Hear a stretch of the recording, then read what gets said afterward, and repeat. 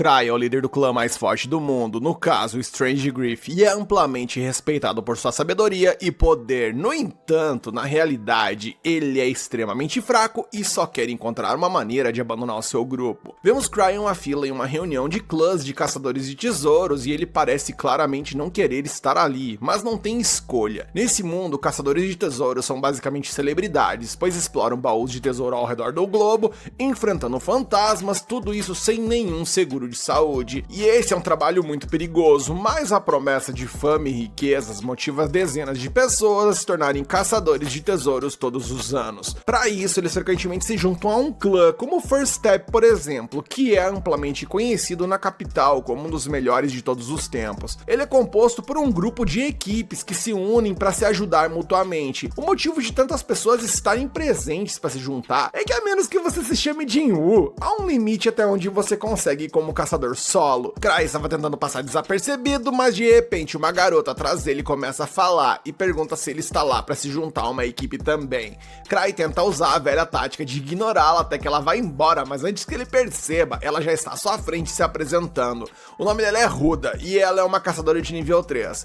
Ela estende a mão para Cry, mas ele se recusa a apertar sua mão, embora diga seu nome. Ela fica desapontada por Cry não apertar sua mão, mas logo supera isso e começa a falar sobre si mesma. Ela estava caçando sozinha até agora, mas encontrou um cofre chamado Ninho do Lobo Branco e não conseguiu lidar com isso sozinha, então decidiu vir para se juntar a uma equipe. Nesse momento, o homem à frente dele se vira e pergunta se Ruda deveria estar tentando enfrentar cofres tão perigosos quanto o Ninho do Lobo Branco, enquanto ainda está no nível 3. Ele sorri com desdém e a chama de amadora inexperiente, já que mesmo no nível 3, ela ainda é basicamente uma iniciante comparada aos outros caçadores profissionais. À medida que a discussão esquenta, Ruda vai pistolando e Cry realmente gostaria de ter ficado em casa para não se envolver com eles. Ruda saca suas facas e está prestes a atacar o homem, mas antes que ela faça algo, um guarda se aproxima e lembra a Ruda de que ali não é o Brasil e se ela continuar, será banida da reunião do clã. Ela percebe que perdeu a cabeça por um momento, então guarda suas facas e pede desculpas pelo incidente, enquanto Cry tenta agir como se não estivesse por ali. Um tempo depois, Cry finalmente entra na reunião do clã e Ruda ainda está com ele, já que ele é a única pessoa que ela conhece no local. Ela está impressionada com todos os caçadores poderosos ao redor e se sente ali um pouco oprimida, já que nunca esteve em um local assim antes. Ela pergunta a Cry se ele já esteve ali antes e ele responde que essa é a 5ª vez. Ruda então pensa que ele deve ser péssimo como caçador se precisa continuar voltando para a reunião de recrutamento. Afinal, entre os caçadores, talento é tudo. Ruda percebe um grupo com roupas chamativas do outro lado da sala e pergunta a Cry sobre eles. Ele informa que aquele grupo se chama Arc Brave e de todos os grupos recrutando hoje, eles são inegavelmente os mais fortes. Como grupo, eles conseguiram completar um cofre de nível 7 com apenas 6 membros, então são amplamente respeitados. Se você for recrutado pelo líder deles, no caso Arc Rodan, praticamente tem uma carreira de caçador garantida, embora ele seja bem exigente em seus critérios de seleção. Ruda fica intrigada e pergunta sobre a mesa vazia no canto da sala, mas antes que Cry possa dizer alguma coisa, o cara de antes chega e diz que explicará tudo. Ruda não quer a ajuda dele depois da discussão anterior, mas Greg continua explicando de qualquer maneira e diz que a mesa pertence ao grupo que fundou esse clã, no caso, os Stragri. O grupo era composto por jovens talentosos que chegaram à capital há alguns anos e se tornaram conhecidos como Strange Griff. No entanto, o que os outros não sabem é que o lendário grupo é formado pelos amigos de infância de Cry. Aparentemente havia rumores de que o grupo Strange Griff estaria recrutando hoje, mas como o local deles está vazio, Greg assume que os rumores eram falsos. Nesse momento, um garoto que veio de se candidatar ao grupo Strange Griff percebe que eles ainda não chegaram e fica furioso, pois acredita que se tornará o caçador mais forte do mundo algum dia e o único grupo digno dele seria esse. Greg acha o garoto engraçado, mas Ruda não tem coragem de dizer nada, já que o garoto tem um nível mais alto que o dela. Nesse momento, uma garota chamada Tino se aproxima e está pronta para calar o garoto ruivo com violência se for preciso, porque ela, segundo ela mesma, é a única que merece entrar no grupo Stragri. O parceiro de Tina tenta acalmá-la, dizendo que não vale a pena fazer toda essa cena, mesmo que esse garoto ali mereça tomar uns tapas. Por um momento, parecia que eles haviam se acalmado o suficiente para evitar uma briga, mas Greg então entra em ação com sua provocação de primeira classe e de repente toda a sala tá colocando gasolina no fogo. E como a rinha já está formada, então Tina e o garoto se preparam para se enfrentar. Cry percebe que as coisas ali vão ficar caóticas logo e não quer estar por perto quando isso acontecer, então pede a Ruda para sair dali com ele. Quando a briga está prestes a começar e Tino já está decidida a matar o garoto apenas por causa de sua arrogância, eis que ela sente uma presença familiar por perto. No segundo em que ela avista Cry, ela esquece completamente da briga e corre diretamente para ele. Cry é pego de surpresa pelo ataque repentino e então tropeça para trás, e Tino, nervosa, o chama de mestre e pergunta se ele a viu perdendo a calma por ali. Ark também se aproxima e cumprimenta Cry, que já estava esperando sua chegada. Eles não poderiam começar a reunião do clã sem Cry de qualquer maneira, já que ele é o mestre do clã e o líder dos Stragri. Todos que ainda não reconheciam ficaram chocados ao saber disso, pois significa que Cry é a pessoa mais importante por ali. No entanto, toda a atenção que ele está recebendo o faz se sentir enojado e ele realmente só quer ir pra casa. Eis então que temos um flashback de alguns anos atrás, quando Cry e seus amigos de infância chegaram à capital. Eles estavam limpando todos os cofres de iniciantes em tempo recorde, mas havia apenas um problema: Cry não tinha ideia do que estava fazendo. Ele inclusive foi salvo de um monstro e seus companheiros pensavam que ele estava deliberadamente baixando a guarda para agir como isca, então ele seguiu o plano, mas estava prestes a ser devorado. Eles todos compartilhavam o mesmo sonho de se tornarem caçadores excepcionais, mas ao contrário dos outros 5, Cry era excepcionalmente comum. Ele sabia que mais cedo ou mais tarde se tornaria um grande fardo para o grupo e não queria que seus amigos o odiassem por sua fraqueza, então ele tomou a decisão de sair do grupo por conta própria. No entanto, quando tentou sair, o destino apenas deu uma risada da sua cara e no frigir dos ovos ele acabou sendo nomeado como líder do grupo. Foi assim que ele chegou à sua posição atual como líder de seus amigos de infância verdadeiramente talentosos, mas ele realmente deseja poder se aposentar de ser um caçador. Ruda e Greg não conseguem acreditar que estavam conversando com o mestre do clã todo esse tempo. Enquanto Cry está em sua cadeira, Ark se aproxima e pergunta se ele chegou atrasado de propósito para observar a multidão como um dos plebeus, e Cry nega e diz que apenas dormiu demais. Mas Ark não acredita e está convencido de que Cry se atrasou de propósito. Por algum motivo, gente, não importa o quanto Cry tenta explicar essas fraquezas, as pessoas sempre o interpretam de uma forma que o faz parecer melhor do que ele realmente é. Vai entender.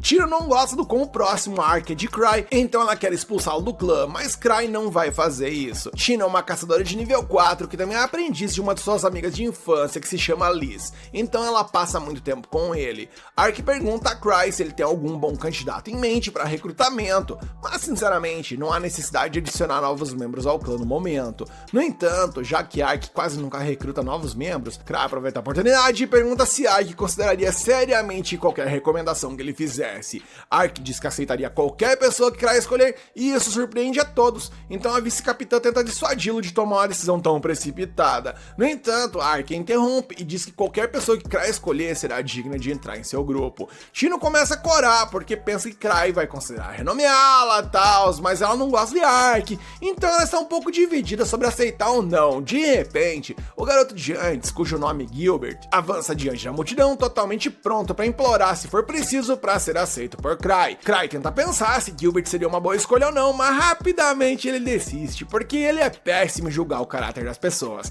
Ele não faz ideia de como saber se alguém se tornar forte ou não no futuro, então decide deixar a sorte decidir. Ele diz a Gilbert que está disposto a renomeá-lo, mas com uma condição antes disso. Como caçador, a coisa mais importante é garantir que você sempre vença, e se ele não tiver força, acabará colocando os membros de sua equipe em perigo. Porque afinal de contas, ele deve fazer assim como o Cry, que desde que começou a sua carreira como caçador, ele nunca perdeu. Embora isso se deva ao fato de que ele nunca de fato entrou em uma luta de verdade, mas vamos deixar isso quieto. De qualquer forma, Cry tira um de seus anéis artefato e anuncia a todos os caçadores ali que a primeira pessoa a apresentar o anel a Ark será aceita em seu grupo, e com isso ele joga o anel para o ar para assistir o circo pegar fogo. O primeiro a pegar o anel é Gilbert, mas isso não dura muito, pois não passa nem um segundo antes que Tino salte sobre ele e dê uma ajoelhada em seu rosto tão forte que ele é lançado para o outro lado da sala. Gilbert provavelmente precisa de ajuda médica agora, mas ninguém tá nem aí nele, porque o anel está rolando pelo chão,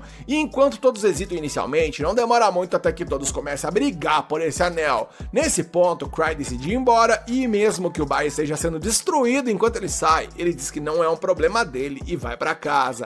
No entanto, na manhã seguinte, o problema se tornou dele, já que a briga no bar foi manchete nos jornais. Aparentemente o local inteiro foi destruído por causa da briga, mas felizmente não houve vítimas civis no final. No entanto, como resultado dos eventos, Eva informa que a Associação dos Exploradores quer uma reunião com ele e Cry já sabe que isso significa que o dele estará na reta nesse momento. Ele pergunta como Ark reagiu à notícia e Eva diz que ele na verdade levou na brincadeira e riu da situação. Como Ark provavelmente não está bravo, Cry quer aproveitar o bom humor dele e enviar-lhe a conta para reconstruir o bar, além de pedir que vá lidar com a reunião com a associação. Mas Eva o informa que a reunião é especificamente para ele, então não há como ele escapar dessa vez. E mesmo que ele tente ignorá-la, Gark, o gerente da associação, vai caçá-lo como sempre faz, então Cry cede e concorda em ir. Mas ele usará sua arma secreta para resolver isso o mais rápido possível, e essa arma secreta, bem, essa é ajoelhar e pedir desculpas. Ele também argumenta que o único dano foi ao bar, e como ninguém se feriu e o dono do bar foi compensado pelos reparos, não deveria haver mais problemas. Gark nem teve a chance de gritar com Cry ainda, mas depois de ver ali o rapaz se desculpar pra cacete, ele deixa pra lá por enquanto. No entanto, mesmo que não haja queixas oficiais contra ele, Cry ainda precisa assumir a responsabilidade por suas ações, razão pela qual Gark lhe atribuiu uma missão e ele não tem o direito de recusá-la. A associação recebe todo tipo de missões para caçadores, mas com um volume tão grande, sempre há missões ali tão difíceis ou que pagam uma merreca que ninguém quer fazê-las. Essas missões são as que os caçadores chamam de tarefas, e Cry realmente não quer ter que lidar com uma dessas, então ele tenta fingir que ele é muito importante para ser encarregado de uma tarefa. No entanto, Gark não tá deixando ele escapar dessa, então ele é forçado a escolher uma. Cry abre o livro de missões e começa a procurar a missão mais fácil em teoria, e de todas as disponíveis, o menor nível é 3, então ele escolhe essa. Ele planeja jogar o trabalho para Ark, mas quando tenta procurá-lo, é informado por Tino que Ark está em uma reunião com alguns nobres. Ele vai ficar fora por algum tempo, então Cry não tem muitas opções para se livrar de seu trabalho dessa vez. Nesse momento, ele percebe que Tino está usando seu anel, o que significa que ela foi a vencedora de seu joguinho de anterior, mas deixando-se de lado, ele pergunta se ela está disponível no momento. Tino fica toda animada porque pensa que ele vai convidá-la para sair, para um encontro, mas na real ele diz que ele tem uma missão para ela. Ela imediatamente foge, mas mesmo sendo rápida, Cry tem uns seus jeitos ali de alcançá-la.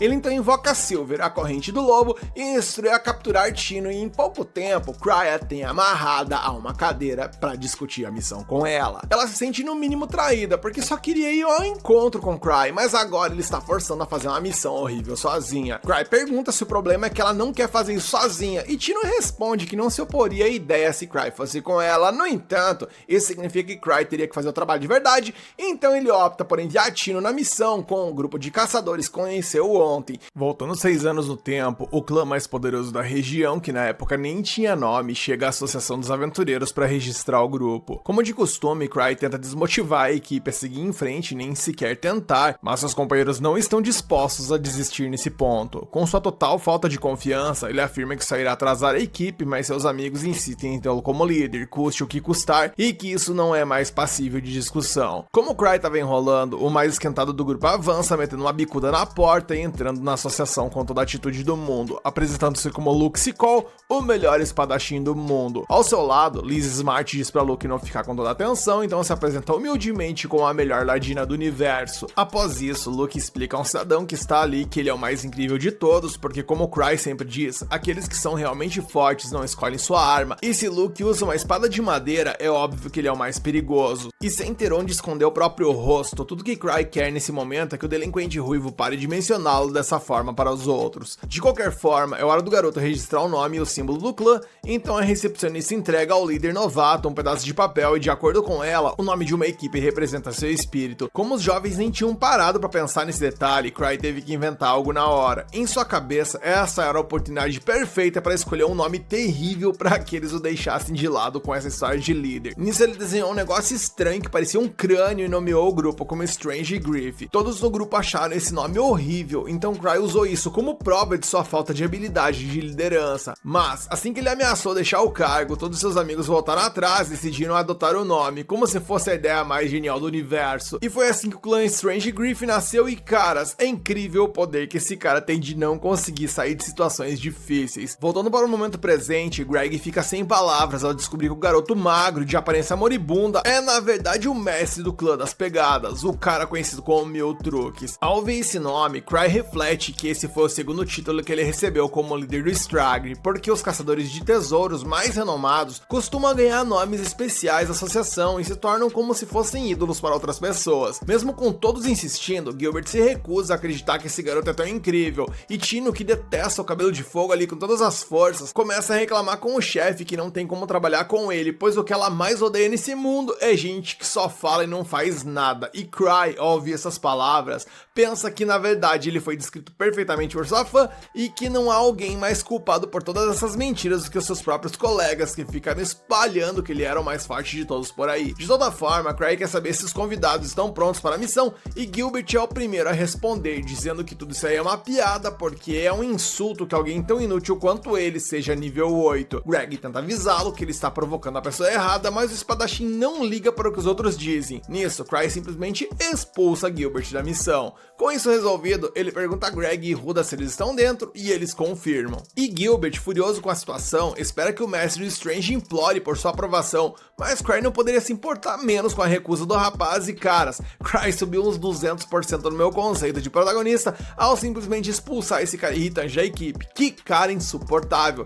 Cry então pede a Tino para avisá-lo se precisar de algo e ela aproveita a chance para dizer que sim, que ela precisa do mestre, mas ele deixa claro que isso não vai acontecer. Enquanto tudo isso resolvido, Cry se prepara para sair, mas Gilbert o desafia para um duelo e menciona que se ele perder, ele se juntará ao grupo. Cry diz a ele que a líder do grupo é a Tino, então será ela quem ele enfrentará, e Tino, que nunca se segura, declara que vai aplicar uma punição divina em Gilbert usando o alcance incrível que desenvolveu através de um rigoroso treinamento, e eu estou torcendo fervorosamente para ela. Sentindo-se confiante, o espadachim promete não se conter e desafia Cry novamente assim que terminar de derrotá-la. Obviamente, a última coisa que Cry quer fazer nesse momento é lutar, mas Tino chama a atenção do desafiante, avisando que embora seja do mesmo nível 4 que Gilbert, ainda assim ela é um lixo se comparada ao mestre. Ela diz então que para não mandar ele de vala, irá lutar sem as armas e que apenas seu corpo será suficiente para acabar com a raça dele. Cry mentaliza que Tino deve ser capaz de lidar com esse cara arrogante de boaça, e seu único receio nessa luta é a tal da lâmina do purgatório que esse rapaz possui, pois essa relíquia nas mãos de alguém que souber utilizar pode se tornar um desafio e tanto para o seu adversário. No entanto, Gilbert, para surpresa do nosso protagonista, segue o exemplo de Tino e também solta sua arma. Tino diz então que depois de destruir esse cara vai tomar sorvete com o mestre, mas Cry não parece muito empolgado com a ideia. A Ladina faz birra para conseguir o que quer e o chefe cede apenas para manter a paz no recinto. Motivada, Tino agora tem a desculpa perfeita para lutar como se fosse o último dia na Terra, e com tudo isso em mente, ela avança contra Gilbert com uma velocidade surpreendente. Gilbert mal consegue desviar do primeiro golpe, mas não há o que ele possa fazer contra um chutaço que vem em seguida, e assim ele leva sua primeira surra do dia e eu espero que não seja a última. Determinado, o rapaz não desiste e contra-ataca a garota, mas ela desvia do ataque com facilidade e zomba dele por ter desafiado seu mestre. E mesmo parecendo completamente derrotado, Gilbert dá a volta por cima e retoma o controle de seu corpo. Então Tino lhe dá um tapa no pescoço, pondo fim ao pobre homem, ou ao menos ao que todos nós pensávamos,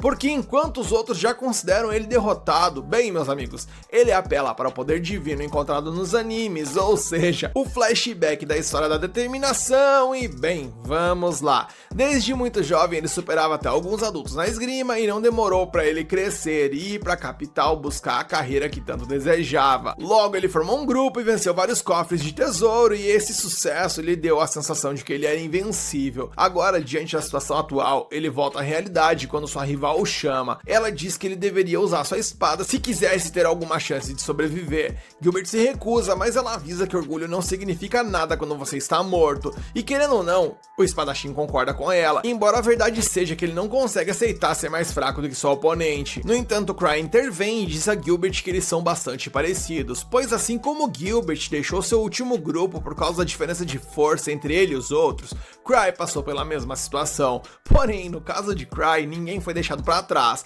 ou melhor, eles não deixaram para trás, por assim dizer, por mais que ele quisesse. Mas Cry obviamente não diz isso em voz alta, né? Após ouvir isso, Gilbert é atingido pela ideia de que Cry é benevolente, mesmo liderando o clã mais temido da capital. Ele então começa a ver o Mil Truques como uma espécie de entidade, e eu já penso que o nosso proto é um encantador de serpentes, porque não é possível um negócio desse. Enquanto isso, Cry se aproxima aproxima da espada do homem derrotado, dessa forma identificando o dano elemental e o alcance de ataque aprimorado, e comenta que é uma arma simples, mas muito boa, então o espadachim deveria cuidar bem dela. Porém, a coisa aqui começa a ficar no mínimo estranha, pois Gilbert percebe que Cry ativou sua espada muito melhor do que ele jamais poderia, atingindo uma chama que ele nunca alcançou, mesmo após ter empunhado essa lâmina por anos. E Gilbert grita que isso é simplesmente impossível e chama o líder do Stragg de monstro. E eu já tô começando a desconfiar que esse cidadão aí definitivamente não é tão fraco quanto ele pensa. Ele talvez apenas desconheça seu real poder.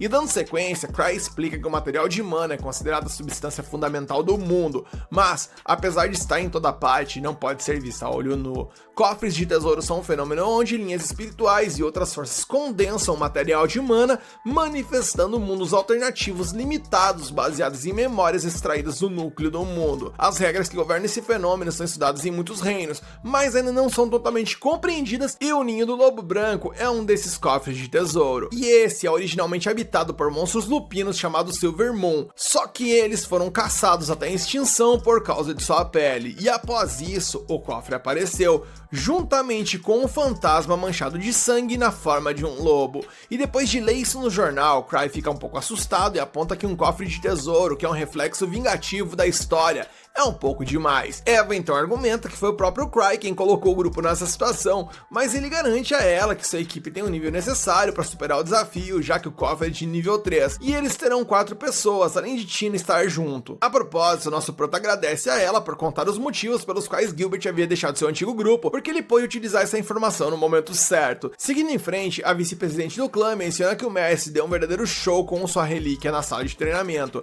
Ele responde então que aquilo ali foi fácil de controlar, especialmente porque até Gilbert já conseguia usá-la um pouco, mesmo sem nem ter conhecimento sobre ela. Falando nisso, Cry demonstra que adora colecionar relíquias de todos os tipos de poderes e formas, mencionando inclusive que ele adoraria saber se Gilbert gostaria de vender aquela lâmina ou não. E ao ouvir isso, Eve pede a paciência e aponta que ele já tem várias relíquias semelhantes a essa espada, e além disso, ele até pegou um empréstimo da Citri devido às dívidas, e que mesmo recebendo uma comissão igual com todos os outros membros do Strange, o clã não gera dinheiro infinito. E envergonhado, Cry procura um contra-argumento, mas só consegue lembrar de que precisa de alguém para recarregar suas relíquias. Nisso ele vai até 2 aliados, e enquanto a mulher recarrega as relíquias, o homem lhe diz que um fantasma na forma de lobo apareceu perto do Ninho do Lobo Branco e destruiu uma caravana inteira de escolta de nível 3.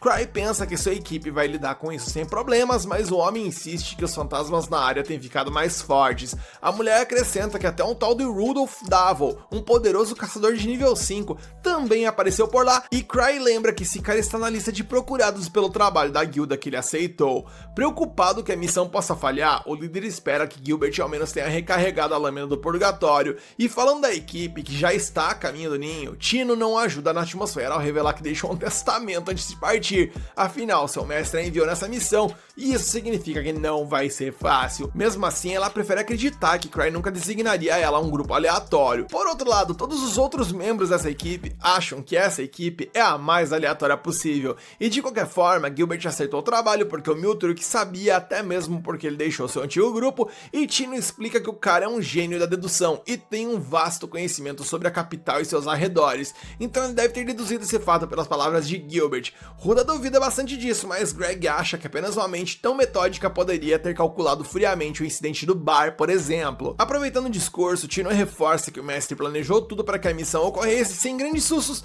e nunca enviaria um grupo para a morte sem pensar cuidadosamente. Falando no tal do mestre, depois de enviar o grupo literalmente para a morte sem pensar, Cry decide se encontrar com eles a tempo e ordenar que abortem a missão. E de volta à equipe, eles mal chegam até o local e já encontram um fantasma empunhando uma espada e escudo em um nível bem acima dos humanos. Enquanto isso, a cena volta para Cry, que está revirando uma bagunça sem fim ali procurando por relíquias, e Eva o repreende por carregar um Citri Slime, que é proibido pela lei imperial, mas ele não tem tempo a perder e terá que se virar com isso. Nisso ele sai voando com uma relíquia que basicamente transforma ele no Batman, enquanto a Eva menciona que a relíquia responsável pelo voo é a mesma do incidente do míssil humano que mandou alguém de vala. A relíquia se chama Night Hiker e é basicamente incontrolável. Anos atrás, nos primórdios da Strange Grief, fazia apenas uma semana que o clã havia começado a operar na capital de Zebrúdia, e Luke já estava furioso porque sua espada divina suprema, que ele havia batizado de Lâmina Lâmina do Testamento havia se despedaçado como se fosse um graveto, afinal, de fato era. Os outros membros então faziam piadas dizendo que lutar contra fantasmas com um pedaço de pau seria difícil, enquanto uma das meninas comentou que não esperava encontrar um ciclope em uma caverna de nível 1, já que esses monstros eram de nível 4. Ouvindo a conversa, um cliente bêbado da taverna se aproximou do grupo, chamando os jovens de novatos e insistindo que um ciclope nunca aparecia na caverna Goblin, e mesmo que tivesse aparecido, não haveria como eles terem sobrevivido. Nisso, duas das integrantes do clã se aproximaram do bêbado e mostraram o ciclope para o aventureiro, que ficou chocado. Cry, refletindo sobre a cena, pensou consigo mesmo que era exatamente por isso que ele não queria ter trazido a criatura. Avançando para o presente, Gilbert corta um lobisomem ao meio com sua espada. Cansada da luta, Ruda reclama que esse tipo de monstro jamais deveria aparecer numa caverna de nível 3. Da mesma forma, Greg não entende porque a lâmina do purgatório não pegou fogo durante a batalha, ao que seu dono explica que a espada estava sem mana e que ele não conseguia recarregá-la sozinho. Ruda começa a pensar que talvez seja melhor recuar por enquanto, e Greg acrescenta que a situação está bem diferente do que haviam informado, especialmente porque nessas circunstâncias, o grupo que eles vieram resgatar provavelmente já teria ido de base, e após ouvir a opinião de todos, a líder Tino decreta que o plano não será alterado.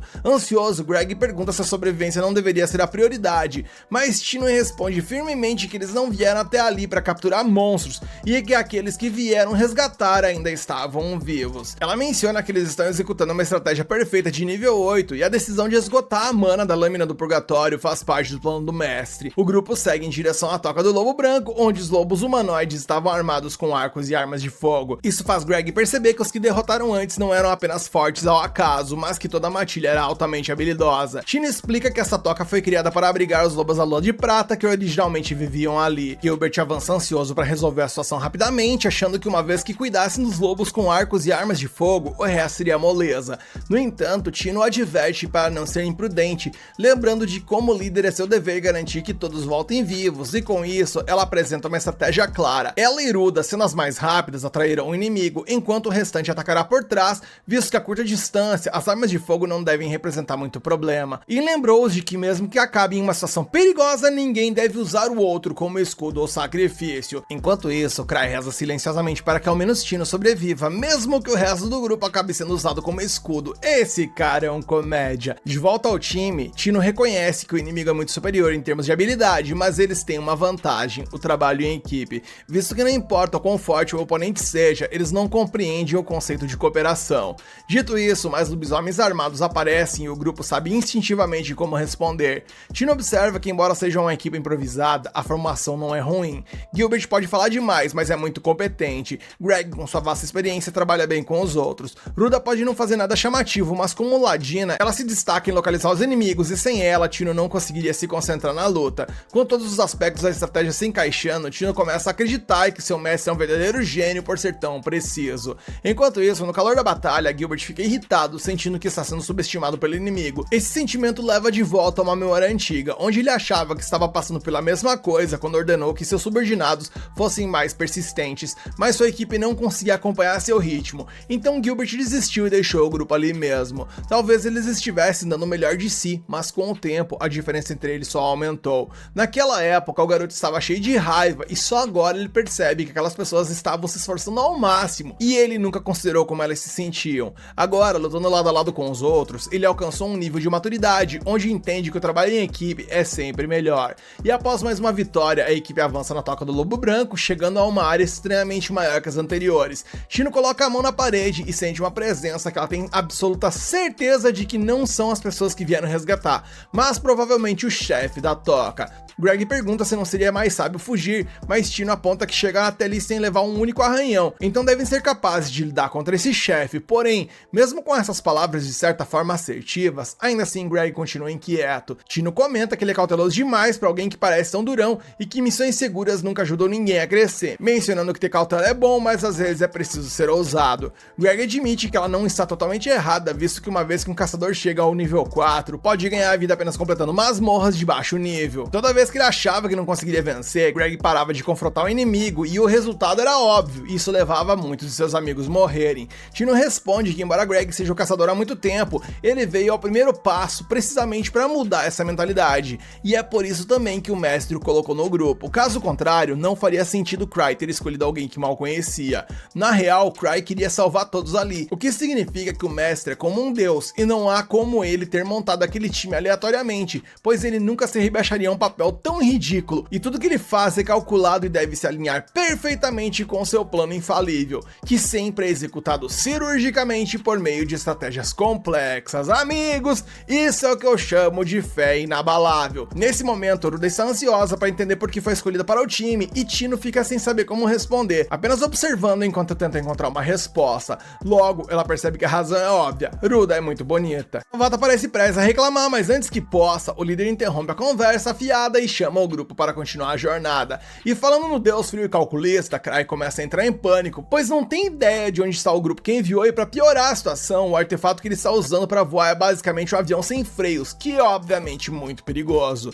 No entanto, apesar de todos os percalços no caminho, ele consegue cair acidentalmente na toca do lobo branco, e enquanto isso, Tino e os outros enfrentam o chefe da masmorra, um lobo branco gigante. No momento em que o inimigo faz seu primeiro movimento, todo o grupo recua claramente ansioso, pois não há como negar que esse lobo é incrivelmente poderoso. A equipe fica hesitante, desorganizada e dividida entre lutar ou fugir. Tino observa que o chefe não está usando um capacete, o que deve ser o seu ponto fraco, e esse é provavelmente um dos 1000 desafios impostos por seu mestre Cry, então ela precisa garantir que passe no teste. Com isso em mente, ela ordena que Gilbert bloqueie um dos golpes do lobo enquanto ela cuida do resto, e o Gilbert se adianta, segurando sua espada contra a força esmagadora do machado da fera, resistindo por um momento. Greg ataca uma das pernas, mas o lobo consegue arremessar o guerreiro para longe com a pata dianteira esquerda. Tino então avança destemidamente contra o oponente, deixando Ruda admirada com sua determinação. Greg, no entanto, perde sua espada após ela sofrer um golpe pesado do machado, fazendo sua lâmina se esbagaçar. E quando o lobo se prepara para um segundo golpe, Ruda corre para salvá-lo, empurrando-o a tempo. Tino aproveita o momento, subindo pelo cabo do machado do lobo e indo em direção à sua cabeça. Durante o salto para desferir o golpe final, ela sofre um arranhão profundo, mas consegue seguir seu plano e cravar sua espada na criatura, derrotando-a de uma vez por todas. Após a vitória, Tino percebe que seu ferimento é bastante sério, mas ela já tem uma poção de cura pronta, o que alivia a situação. Greg lamenta por sua espada quebrada, mas Gilbert aponta que ele deveria agradecer por não ter sido a cabeça dele no lugar da espada. Eventualmente, o grandalhão agradece a Ruda por tê-lo salvado, e eles se lembram de que ainda há uma missão de resgate pela frente. Tino então entrega sua espada para Greg, já que ele está desarmado, mas nesse momento uma lança gigante é arremessada em direção à líder, que escapou no detalhe de ser empalada. E enquanto se recuperam, mais 4 lobos brancos gigantes começam a aparecer, idênticos ao que eles pensaram ser o chefe da masmorra. Dessa vez, até a própria Tino sente a pressão e percebe que seu mestre os colocou em um desafio muito mais difícil do que esperavam. Diante dessa situação esmagadora, ela ordena que todos fujam pelo caminho mais próximo à direita, sabendo que o corredor estreito dificultaria os movimentos dos lobos. No entanto, um dos lobos bloqueia o caminho, então Greg sugere que Tino e Ruda, sendo mais rápidas, escapem pela passagem, enquanto ele e Gilbert se sacrificam pelo grupo. Mas a líder insiste que ninguém deve ser sacrificado, ordenando que cada membro mire nos olhos dos lobos e organizando a equipe para uma nova ofensiva. A formação de ataque rapidamente se estabelece, com Gilbert à frente, pronto para enfrentar a morte de cabeça erguida. Com sua espada, ele bloqueia um dos ataques dos lobos, seguindo pelo golpe de Greg, mas ambos são jogados para trás. Ruda lança shurikens nos olhos de outro lobo, mas a criatura fecha-os a tempo. Tino então se prepara para usar uma técnica que desenvolveu sob treinamento de Kai, utilizando um acessório que emite uma luz brilhante para cegar um dos lobos. E aproveitando a oportunidade, Gilbert ataca, mas mesmo cego, o lobo consegue jogá-lo contra a parede com força. Tino se repreende por usar uma estratégia ruim, colocou um membro da equipe em perigo, e agora parece que tudo está prestes a acabar, pois o grupo está cercado e sem recursos para lutar. Nesse momento, Cry acidentalmente chega por ali, derrubando um lobo com seu voo descontrolado. Os lobos restantes hesitam em atacar após testemunhar tal poder, mas um avança com sua espada. Cry, utilizando seus acessórios, bloqueia o golpe e dispara projéteis com o outro, derrubando a criatura. Com 17 anéis de segurança à sua disposição,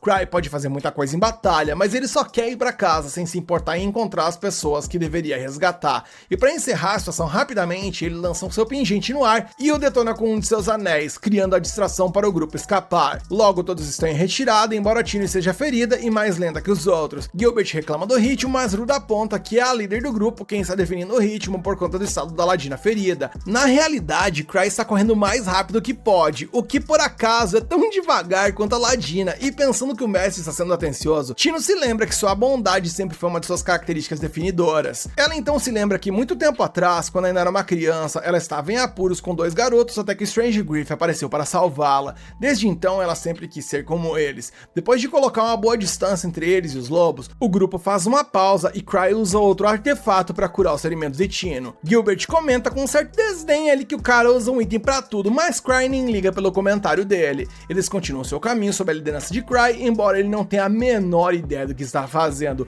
muito menos como sair daquela situação. Alguns anos atrás, quando ainda era uma criança, Cry sempre impressionava seus companheiros de clã com o número de relíquias que ele colecionava. Se não for obcecado por esses itens, ele fazia questão de economizar dinheiro para comprar o máximo que pudesse. Liz perguntou se Cry escolheria um que combinasse com ela, mas Luke achou que seria injusto, pois o líder deveria escolher uma relíquia que apoiasse todo o grupo. Nisso, a menina de cabelos pretos mencionou que agora valeria a pena o líder ser um acumulador de itens, pois dessa forma ela finalmente seria recompensada por agir com a bateria para eles, no sentido de que quem fornece energia para os itens funcionarem é ela. Eis então que o outra das meninas do grupo queria saber que relíquia era aquela que ele tinha em mãos, então o dono explicou que era uma bolsa mágica capaz de carregar muito mais itens do que se poderia imaginar. A menina dos cabelos pretos supôs que a bolsa deveria ter sido cara, mas ao contrário disso tudo, Cry explicou que ela era muito barata porque só conseguia armazenar chocolate. Com isso, a menina de cabelos escuros percebeu que não havia nada mais inútil do que aquilo. Liz chamou a atenção do líder para mostrar uma pulseira que ela gostou, mas logo depois ela foi jogada ao chão 2 vezes por ela sem conseguir reagir.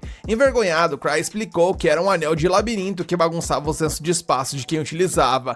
Enquanto isso, Luke pegou uma espada mencionando ser da hora, mas Cry revelou que ela estava amaldiçoada, e por conta disso, Luke foi tomado por um desejo insano de cortar pessoas. Felizmente, essas relíquias perigosas foram transformadas em ferramentas de treinamento tanto para Luke quanto para Liz. Voltando agora para o presente, o grupo atual de Cry estava caminhando pelos corredores estreitos do ninho do lobo branco. Cry percebeu que esses corredores se dividiam continuamente, o que significava que por mais que andassem, tudo parecia o mesmo e não havia como saber onde estavam. Para piorar, por algum motivo, Cry estava liderando o caminho como se pudesse guiar a equipe, mesmo tendo Tino e Ruda na equipe, que poderiam fazer esse serviço muito melhor do que ele, afinal, elas são ladinas. Nesse momento, Cry olhou discretamente para trás, fazendo com que todos os outros fizessem o mesmo. E na verdade, ele só queria ver se Tino estava olhando para ele, pois estava preocupado se ela já odiava ou algo do tipo por tê-la arrastado para essa missão suicida. Só que como ela olhou junto com os outros, ele começou a pensar que ela não queria mais falar com ele, e todo tipo de ansiedade tomou conta de seu pensamento. E apesar dela sempre ter dito que o adorava, parecia que Cry tinha cometido um grande erro e achou que teria que se desculpar de joelhos. Nisso, Gilbert perguntou se estava indo em direção à saída, o que fez Cry olhar para trás mais uma vez, arrastando todos os outros para o mesmo movimento. Internamente, o líder refletiu que, claro, eles estavam indo para a saída, mas ele simplesmente não sabia o caminho. Tino, no entanto, informou ao espadachim que descobriu o plano do mestre, fazia parte do treinamento e revelou que nunca estiveram no caminho em direção à saída. Dessa vez, até Cry ficou surpreso, então ela acrescentou que havia verificado o mapa antes de saírem e tinha alguma noção dos caminhos da caverna. Quanto à rota em que estavam, por mais que insistissem nela, nunca chegariam à saída daquele jeito, pois se quisessem sair, teriam que voltar à câmara do chefe. Ao ouvir isso, Cry percebeu que havia cometido um erro, especialmente porque ele nem sabia que aqueles lobos gigantes eram os chefes, e agora era a vez de Ruda perguntar para onde estavam indo, mesmo entendendo que isso fazia parte do plano, mas Cry permaneceu em silêncio, pois não fazia ideia do que estava fazendo. Na verdade, ele só queria que todos não agissem como se dependessem dele, e nisso ele continuou andando em silêncio. De repente, depois que Cry virou à frente, os outros membros ficaram cativados pelo que havia na direção oposta, e Tino mais uma vez reiterou que tudo que seu mestre fazia tinha um motivo, e após isso, todos correram na direção oposta a que Cry estava seguindo. Confuso, ele foi verificar o que estava acontecendo e descobriu que os soldados que haviam vindo resgatar estavam naquele corredor. O líder de soldados, que se chamava Rudolph, agradeceu devotamente aos recém-chegados por resgatá-lo, e Tino deu todo o crédito ao seu mestre, dizendo que ele sempre sabia o que estava fazendo. Cry respondeu que parecia mais uma coincidência, o que deixou Gilbert intrigado com esse estranho comentário do líder, enquanto Greg notou que isso só o tornava mais misterioso e indecifrável. Ruda mencionou que havia dado algumas poções aos feridos, mas eles estavam exaustos e precisavam de comida. Diante disso, Cry pegou sua bolsa, sim, aquela que armazenava chocolate infinito, e o distribuiu aos soldados. Gilbert perguntou como aquilo funcionava, mas Cry disse que era segredo. Greg afirmou que quando ouviu que os soldados desaparecidos eram de nível 5, tinha certeza de que havia algum engano, mas Rudolph revelou que eles também foram pegos de surpresa, pois ninguém esperava que aqueles inimigos fossem tão fortes. Gilbert reconheceu que os lobos eram fortes, mas ficou surpreso que pudessem vencer um grupo de nível 5. No entanto, Rudolph esclareceu que não foram os lobos que fizeram isso, mas sim um único inimigo, um pequeno fantasma com o rosto totalmente coberto por uma caveira, como se fosse a personificação do rancor. Aquele fantasma provavelmente era a manifestação da maldição da lua prateada que permanecia ali, visto que depois que os humanos exterminaram os lobos, o ódio deles se acumulou dentro do cofre e se transformou naquele poder absurdo. Ao menos essa era a teoria que Rudolph acreditava ser correta, pois ele não conseguia imaginar outra explicação. Ele e seus homens estavam confiantes, mas aquele fantasma parecia estar no mesmo nível do Mil Espadas, o maior espadachim da capital, que tinha treinamento formal com a lâmina sagrada e era um lunático capaz de derrotar qualquer um com uma espada de madeira. Pensando nisso, Cry sabia bem que esse homem era seu amigo de infância e membro do Stragri, e seu nome era Luke Cycle. Cry imaginou que o fantasma era forte, mas achou um exagero colocá-lo no mesmo nível do Mil Espadas. De qualquer forma, Luke não estava lá e Tino não seria capaz de derrotar aquele fantasma, então Cry se arrependeu de não ter esperado por Ark. Em seguida, ele sugeriu que todos deveriam sair antes de encontrarem essa criatura, mas, como Tino era a líder da missão, todos tinham que respeitar sua decisão. Tino respondeu que era um lixo comparado ao seu mestre, mas Cry garantiu que isso fazia parte do treinamento e que se a Ladina precisasse de ajuda, ele interviria. Na verdade, Cry estava apenas cansado de liderar e queria passar essa responsabilidade para outra pessoa. Mas de qualquer forma, Tino aceitou o cargo e concordou que a melhor opção era sair de lá o mais rápido possível. Após retomarem a jornada, Tino lidera todos até a saída. Rudolph implora para ficar para trás caso alguma coisa aconteça e ganhar tempo enquanto seus companheiros são levados de volta, mas Tino garante que enquanto o mestre estiver presente, tudo ficará bem e todos voltarão para casa com segurança. Hellion, um dos subordinados de Rudolph, insiste que ser o escudo é o papel dele, já que seu superior só aceitou essa missão por causa dele. Cry diz que eles podem resolver isso quando estiverem seguros na capital. Nesse momento, dezenas de uivos ecoam pela caverna e Cry calcula que tem 5 anéis de segurança sobrando e que na 6ª vez ele irá de arrasta. Para piorar, ele não tem mais relíquias para usar, e o anel de disparo não será suficiente para impedir que os inimigos avancem.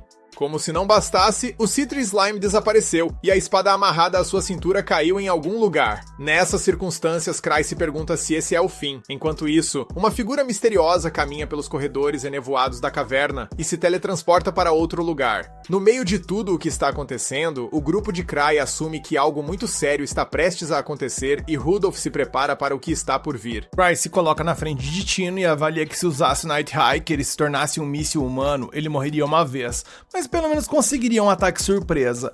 Nisso, 4 chamas roxas iluminam a sala, revelando o tão falado fantasma. Instantaneamente, todos ficam atordoados com a presença imponente do inimigo e começam a tremer de medo. Atrás do fantasma, outra figura misteriosa aparece com uma espada, fazendo Tino começar a se despedir de seu mestre, enquanto Cry se pergunta o que Liz está fazendo ali. Sem demora, quando o fantasma olha para trás, Liz teletransporta para seu flanco e desfere um chute poderoso, jogando o monstro contra a parede. Depois disso, ela devolve a espada que Cry havia perdido e explica que veio correndo, mas ficou triste e envergonhada ao saber que o líder teve que ir pessoalmente resgatar sua pupila, que foi incapaz de resolver a situação sozinha.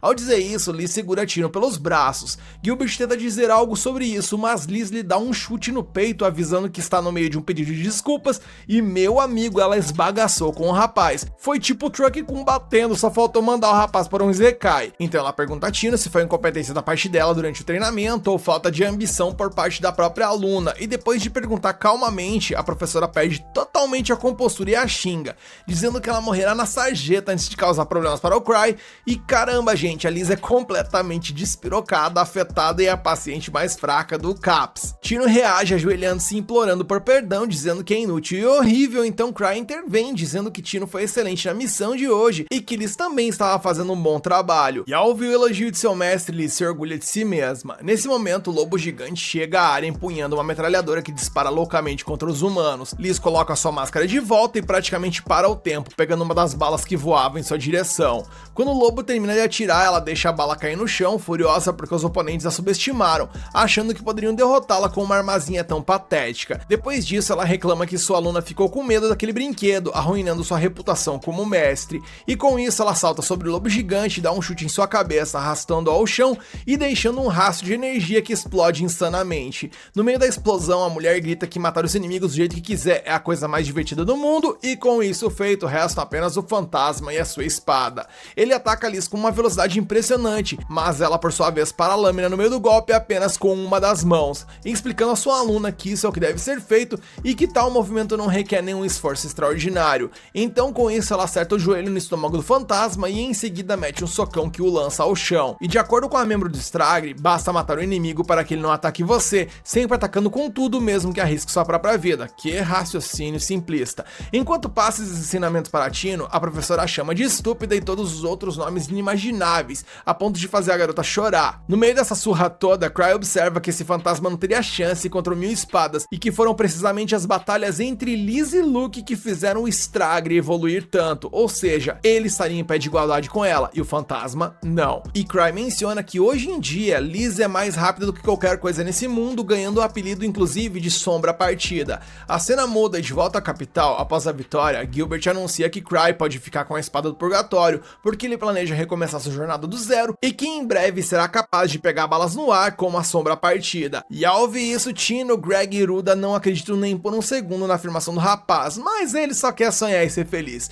E bem, como ele quer ser tão forte quanto Liz, Tino tem um conselho sobre as máscaras personalizadas Stragre. 6 anos atrás, Cry havia se confundido ali com um pedido das máscaras para o seu clã e acabou solicitando elas sem ter buracos nos olhos, e mesmo assim todos os membros acharam incrível e adotaram oficialmente o acessório, ainda que isso não os fizesse sequer enxergar. Eles falavam que aquilo ali melhorava os sentidos deles e tralalá. Há um ano, uma garota chamada Citri Smart deu um slime pra Cry porque ela se sentia mais segura assim. Citri é uma alquimista e faz parte do grupo Strange Grief, e segundo Kai, ela é um pouco excêntrica, mas é um membro do Instituto de Ciências da capital e a mente por trás do Stragre, sendo considerada a mais renomada entre os alquimistas, a ponto de ganhar o apelido de prodígio. De vez em quando, Citri faz com que Kai teste suas misturas malucas que ela cria em seu laboratório, e sobre esse slime, ela apenas orientou o líder a ter muito cuidado, pois se fosse acidentalmente derrubado, poderia simplesmente explodir a capital. Voltando para os dias atuais, Cry está freneticamente procurando pelo slime de Citri em seu quarto. Depois de tanto procurar e não ter sucesso, ele se senta para pensar sobre onde poderia estar, lembrando-se de quando ele abriu a cápsula na caverna do Lobo Branco e percebeu que estava vazia. Inicialmente, ela tinha sido guardada em um cofre que Cry nunca abriu e o próprio cofre já era uma relíquia. Então, sendo assim, o líder Stragre concluiu que o cofre sempre esteve vazio e deita-se na cama, ri de nervoso e comenta sobre como Citri é uma brincalhona. E no frigir dos ovos, ele pensa que pensar demais isso tudo pode deixá-lo doente. Enquanto isso, a cena muda e na caverna do Lobo Branco, uma guerreira derrota um fantasma e pergunta ao seu parceiro se aquele lugar não deveria ser de nível 3. Ele responde que o nível dos fantasmas aumentou de repente nas últimas semanas, e então a mulher destaca que as missões investigativas da associação não são moleza, enquanto o homem conclui que investigar anomalias em cofres de tesouro também é vital para o reino. Além disso, ele se lembra que o Miltrux também está investigando o assunto, sugerindo que há algo estranho acontecendo por ali. Voltando ao nosso protagonista, o rapaz mal conseguiu dormir, obcecado com pensamentos sobre o slime. Ao sair de seu quarto, Eva então o aborda, informando que a associação exige um relatório detalhado sobre o ninho do Lobo Branco. E preguiçoso como sempre, Cry responde que a líder da equipe da expedição era Tino, então ela deveria cuidar do relatório, mas ela explica que Tino está treinando com Liz. E bem, sem ter como escapar, Cry pergunta se houve alguma comoção na capital em relação a essa missão, e Eva menciona que não sabe de nada, mas promete investigar. Nesse momento, o nosso prota pede a ela que deixe o assunto de lado e anuncia que ele mesmo vai checar Tino, e Eva informa que ela está na sala de treinamento do segundo subnível. E com a saída de Cry, Eva pondera que desde desastres naturais, como terremotos, anomalias em cofres de tesouro e até brigas entre nobres da capital, ele simplesmente continua a prever tudo sem ter pista nenhuma, mencionando que já cansou de ver isso acontecer, pois se fosse uma ou duas vezes, daria pra passar por coincidência, mas que a partir de uma terceira suposta coincidência, o negócio começa a meio que se tornar um padrão. A cena evolui e vemos então que Cry chega ao subnível onde Sven, o líder da Cruz Obsidiana, o espera. E sem perder tempo, Sven pede pra Cry pra parar a Sombra Partida, pois ela está atrapalhando o uso da sala de treinamento.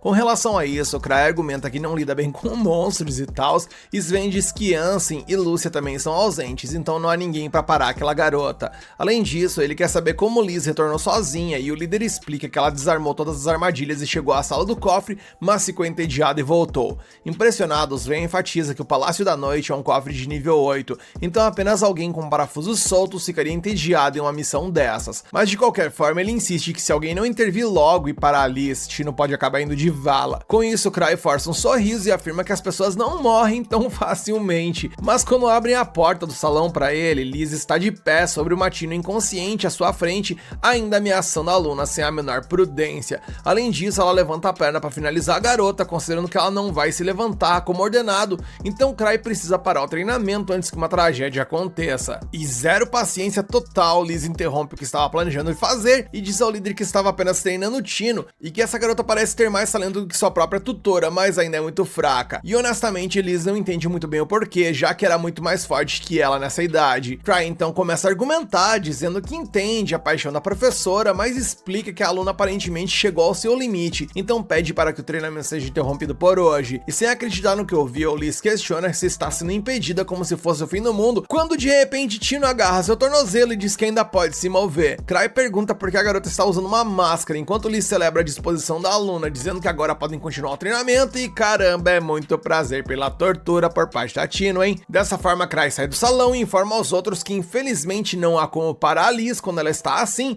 e embora frustrados, vêm considerar que é bom para todos que Tino se fortaleça. Mudando de assunto, ele relata que fecharam a Rota Norte porque vários fantasmas apareceram. Nisso a cena evolui e vemos que então os dois se reúnem para um chá, onde Sven acrescenta que há uma investigação em andamento e parece que pegaram o grupo da Ordem da Noite de surpresa. E sobre isso, Cry ouviu que viajantes foram atacados por fantasmas na caverna do Lobo Branco e imagina que é por isso que Gark queria vê-lo. Pensando nisso, o rapaz lamenta que Ark não esteja por perto em um momento como esse, pois além de forte e inteligente, o cara é muito mais confiável do que o próprio Cry. O homem é simplesmente um líder exemplar e um lutador bem acima da média, não devendo nada a ninguém, e se Cry deixasse tudo em suas mãos, com certeza tudo ocorreria bem, mas como isso não é possível no momento, o líder da Stragre decide fazer o que pode para ganhar tempo. E observando Cry em reflexão, Sven comenta que ele está tão calmo como sempre, levando Cry a pensar que é porque o problema não é dele. Nesse instante, ele tem a brilhante ideia de enviar a Cruz Obsidiana para Vergaik, esperando que ele possa instruir o clã a lidar com a situação. Consequentemente, ele pede aos membros do grupo que visitem o gerente da Associação dos Aventureiros e informem que Cry não poderá comparecer. Dito isso, Cry parte após se livrar de mais uma responsabilidade,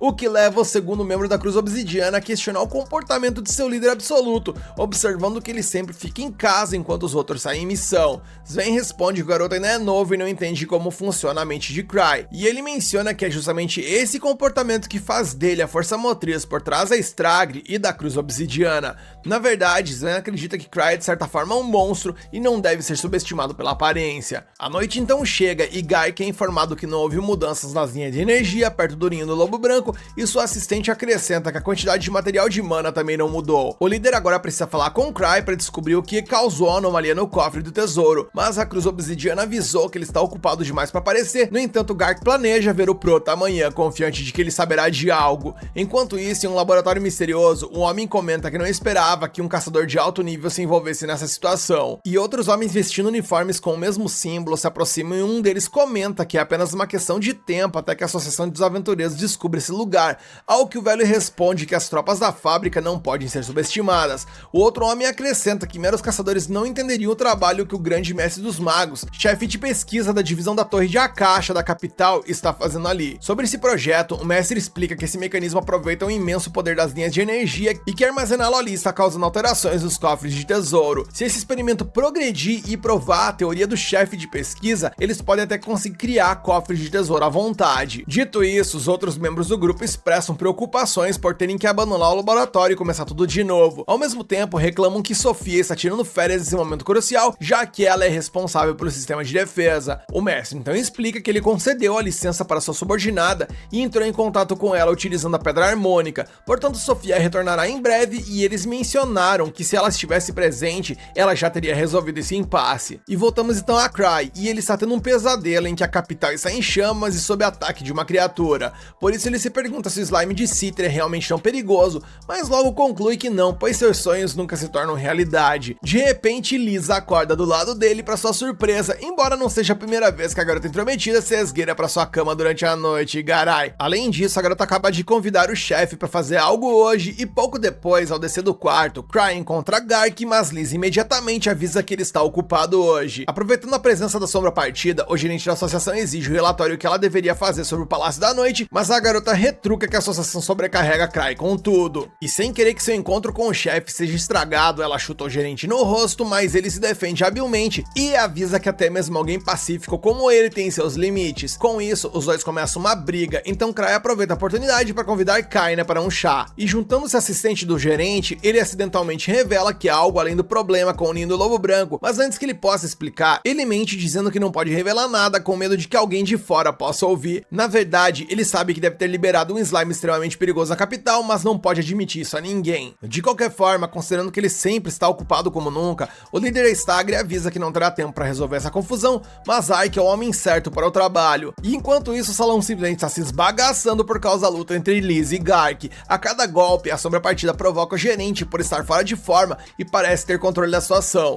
No entanto, o homem finalmente perde a paciência com a insolência da garota e libera completamente uma energia massiva que emana de seu corpo. Quando Cry retorna ao salão, ele se lembra de que o gerente da filial de Zebrud costumava ser chamado de demônio da guerra durante seus dias como caçador de nível 7, e para evitar que o prédio desmorone por completo nas mãos desse homem, ele pede aos dois lutadores que interrompam a violência, e quando Eva chega, ela fica em choque com a destruição que tomou conta do lugar. Nisso, Cry e Liz finalmente saem juntos e a garota continua provocando Gark, dizendo que ele se tornou um velho fraco. Cry então questiona que ele acha que não é bem assim e tal, mas Liz está convencida de que o gerente não passaria pelo Palácio da Noite nesse nível. Falando nisso, Cry pergunta se o chefe da masmorra era mais difícil do que o do ninho do lobo branco, mas Liz achou tão fácil derrotá-lo que nem percebeu que ele era um chefe. Com isso, Cry lembra que Citri e os outros ainda estão no Palácio da Noite, e se não retornarem logo, o slime perdido pode causar um enorme caos. Liz vê que o rapaz parece preocupado e pergunta o que está acontecendo, então ele pergunta a ela o que ela faria se toda Zebrud fosse de arrasta. Liz responde que fugiria para algum lugar ao sul com ele, pois nunca viu o mar antes, e isso seria uma ótima oportunidade. Com isso, a sombra-partida deixa sua bolsa nas mãos de Cry e corre para imobilizar o braço de um civil, alegando que o sujeito estava olhando para eles de uma forma estranha. No entanto, Cry pede para a garota soltá-lo e o homem foge.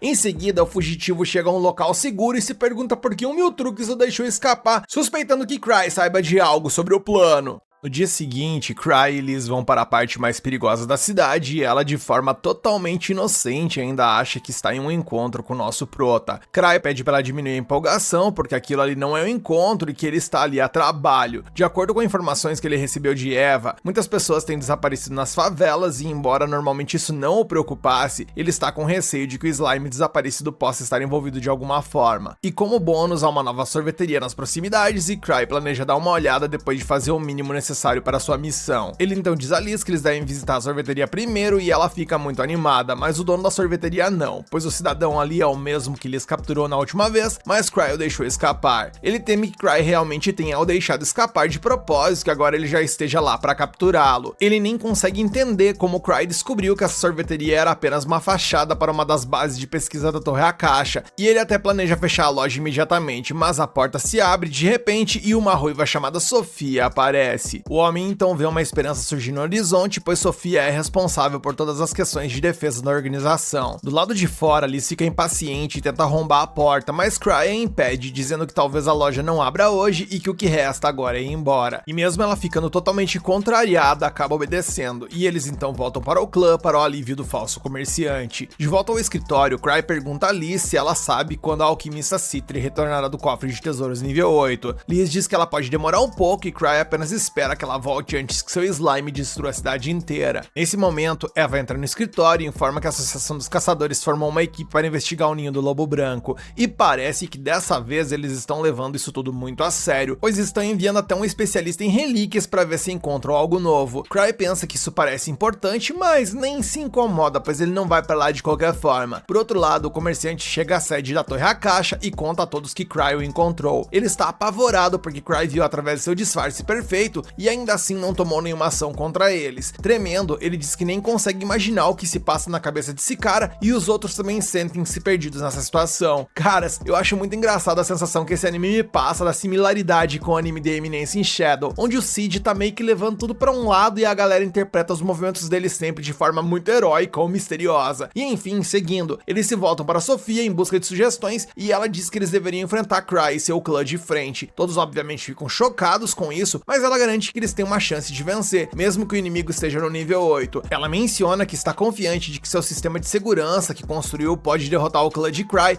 e o mestre dos magos lhe dá permissão para fazer o que quiser, até porque não pode ficar evitando essa luta para sempre. Eis então que no dia seguinte, o prédio do clã First Step está lotado de aventureiros. Nisso, Tino entra no local e fica chocado ao ver tanta gente e pergunta a um rapaz o que tá rolando por ali. Ele diz que todos se reuniram para investigar o ninho do Lobo Branco e Tino acha isso um exagero. No entanto, o rapaz ali diz que Cry planejava enviar Ark para lá primeiro e Tino fica ainda mais surpresa. Afinal, enviar um caçador de nível 7 como Ark para um cofre de tesouro de nível 3 significa que a situação é mais séria do que se pode imaginar. Por conta disso e pelo fato de que o próprio Ark não está ali, a associação e o clã reuniram todos esses caçadores como se fossem os substitutos dele. Conforme os eventos se desenrolam, vemos que Cry e Eva também chegam e Cry pergunta se todas aquelas pessoas se reuniram ali para algum tipo de festival. Eva explica que como Cry pediu que Ark cuidasse da tarefa, ela reuniu uma força que poderia servir como substituta a nível de equivalência, e isso surpreende Cry, pois mencionou Ark por ser o típico senhor perfeito que faz tudo perfeitamente e assim ele não teria esquenta-cabeça. Ele pensa que enviar tantas pessoas custará uma fortuna, então sugere reduzir o número pela metade. Os caçadores ficam em pânico ao ouvir isso, achando que vão morrer agora, e Eva calma a todos e diz que Cry deve ter algo importante a dizer, o que ele obviamente não tem. Ele tenta explicar que a dificuldade da missão não será tão alta quanto eles pensam, mas eles se recusam a acreditar. Cry se volta para Eva e pergunta sobre as recompensas para os caçadores e descobre que o chefe Gark liberou fundos adicionais para garantir que todos sejam bem pagos. E com a questão do dinheiro resolvida, Cry diz aos caçadores para fazerem o que quiserem e eles ficam contentes por poderem ir todos juntos para o cofre. Nesse momento, Liz chega por ali e chama toda essa galera de covarde, dizendo que são fracos e nem têm coragem para superar os desafios e se tornarem mais fortes. Ela então salta para o lado de Cry, dizendo que vai assumir essa missão e que só precisa que Tino a acompanhe. Cry imediatamente recusa o pedido, pois não quer colocar a vida de Tino em perigo e não quer baixar a moral dos outros. Ele diz que todos ali vão na missão e então Eva diz para ele assumir o comando do grupo, ou seja, deu ruim pro nosso prota. Cry fica surpreso ao ouvir isso, mas todos os outros ficam aliviados, achando que sua segurança agora está garantida, já que o mestre do clã estará com eles. Cry percebe que não pode simplesmente dizer que não vai com eles, então afirma que se juntará ao grupo mais tarde e que até lá, Sven, que já está no ninho do Lobo Branco, ficará no comando. E antes de todos partirem, Cry diz a um dos caçadores para tomar cuidado com monstros de slime caso eles apareçam no cofre. A equipe de caçadores de tesouros então vai para o cofre sem saber o que tá rolando por lá, que lá tem a Torre de Akasha, enquanto os inimigos na Torre de Akasha acreditam que Cry enviou os caçadores para enfrentá-los. E enquanto eles estão divididos sobre como reagir, Sofia diz que essa é a chance de atacar os caçadores, enquanto eles ainda não estão preparados. Isso ela afirma que seu sistema de defesa foi projetado para lutar contra caçadores mais poderosos e que somente o grupo Strag combinado poderia derrotá-lo. No entanto, apenas Liz, Cry e a alquimista Citri estão por perto da capital nesse momento, e ela já tem planos de derrotar pelo menos Cry e Liz. Citri é a única contra quem ela não tem uma estratégia infalível, mas parece que Sofia tem uma rixa pessoal com ela e declara que vai derrotá-la pessoalmente. Ela diz que Citri descobriu a teoria do mestre sobre criar novos cofres de tesouros e que também tem tentado fazer isso. Sofia afirma que não pode permitir que ela continue e pede ao mago permissão para usar todo o poder de fogo contra ela. O mago concede a permissão e a nomeia comandante das forças para essa batalha, mas o seu braço direito não parece muito contente com isso. Acima deles, Sven e seu grupo não encontram nada em comum, mas ele acredita que Cry os enviou para lá por algum propósito especial. De repente, ele recebe uma ligação e pede ao colega que toque o apito de emergência para alertar os outros caçadores. Assim que eles saem, Sven repassa a mensagem de Cry sobre tomar cuidado com monstros de slime e os caçadores ficam irritados por estarem seguindo ordens de um homem que nem tem coragem de estar presente por ali. Sven diz para confiarem no julgamento de Cry e conta uma história sobre como ele uma vez convidou todos para uma festa para ver as flores ali na cerejeira e disse apenas para levarem suas armas por precaução. E no momento em que Cry foi fazer um brinde, um cofre de tesouro se manifestou atrás dele e todos perceberam que ele previu isso. Os caçadores ficam surpresos com essa história e Sven mais uma vez diz que as informações de Cry são mais valiosas do que qualquer outra coisa que eles possam encontrar.